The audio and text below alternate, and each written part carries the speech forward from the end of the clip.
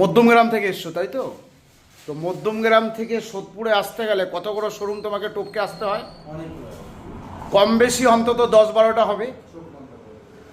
তো আমাদের এই ডিডি অটোমোবাইলসের কোনো রেফারেন্স পেয়েছো না ইউটিউব ফেসবুক থেকে এসছো? ইউটিউব ফেসবুক থেকেই এসেছিলাম, কিন্তু এখানে যে জিনিসটা আমি দেখেছি সেটা অন্য কোনো শোরুমে আমি হয়তো পেতাম না, যে সার্ভিসটা আমি পেয়েছি।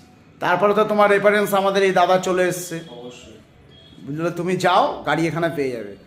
তুমি তো এসছিলে যে তোমার মুখটা ছোট হয়ে গেছিলো একদম যে গাড়ি পাবো কি পাবো না। একদম।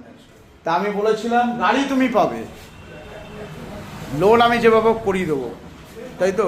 সত্যিকার একটা পরিবার দিয়েছি। তো আমাদের বিহেভিয়ার ব্যবহার কেমন লাগলো? খুব ভালো।